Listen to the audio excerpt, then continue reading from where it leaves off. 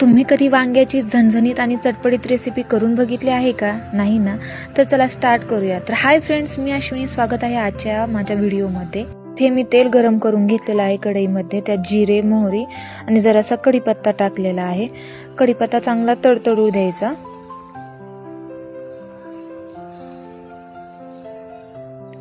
हे झालं की मग बारीक चिरलेला जो कांदा असतो तो टाकायचा. त्यानंतर जरासा बारीक चिरलेला टोमॅटो टाकायचा आणि हे सगळे पदार्थ शिजण्यासाठी जरासं मीठ टाकायचं. मीठ टाकले की कांदा लवकर शिजतो आणि टोमॅटोला लवकर पाणी सुटून तेल सोडते, भाजीला तेल सुटतं. तर अशा प्रकारे कांदा आपला भाजून होत आलेला आहे. तर मग यात मी वांगे आधी चिरून घेतलेले होते, ते मला काही शूट करायला जमलं नाही. मग त्या वांग्यात आपण जे सारण असतं, आपण सारणच म्हणतो, जे आपलं खोबऱ्याचा खीस नाही, आपण बारीक केलं तरी चालतं. मिक्सरमध्ये बारीक करायचं खोबरं जरासं भाजून. त्यात पण जरासा बारीक टोमॅटो चिरायचा आणि बारीक कांदा चिरायचा. आलं लसूण पेस्ट टाकू शकता यामध्ये, तुम्ही पाहू शकता. जरासं मी यात काश्मीरी लाल मिर्च पावडर टाकलेली आहे.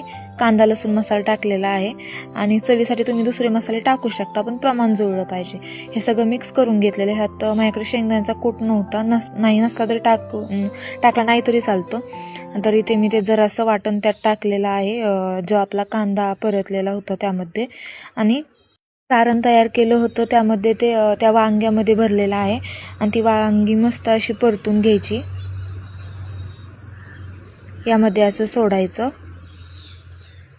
सगळी एकदमच सोडून घ्यायची आणि असं हळूहळू परतायचं.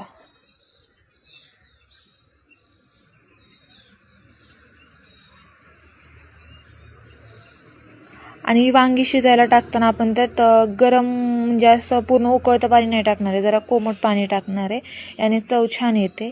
आपण मीठ एक्स्ट्रा काही टाकू शकत नाही, का तर आपण मसाला परतताना टाकलं होतं. पाहू शकता रंग कसा आलेला आहे. फक्त आता वांगी परतायची राहिलेली आहेत.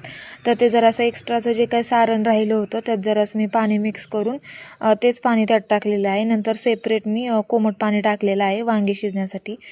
वांगी काही जास्त शिजू द्यायची नाहीत, एक 80 ते 90% शिजू द्यायची.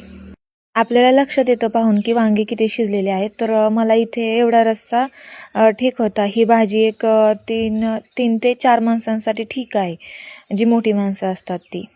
तर हो, व्हिडिओ कसा वाटला, रेसिपी कशी वाटली कमेंटमध्ये नक्की सांगा. आवडली असेल तर लाईक नक्की करा आणि अशाच नवनवीन रेसिपीसाठी किंवा नवनवीन वेगवेगळ्या व्हिडिओंसाठी चॅनलला नक्की सबस्क्राईब करा. आजचा व्हिडिओ येथेच एंड करते. पुन्हा भेटू नवीन व्हिडिओमध्ये. नवनवीन ब्लॉगसाठी चॅनलला नक्की सबस्क्राईब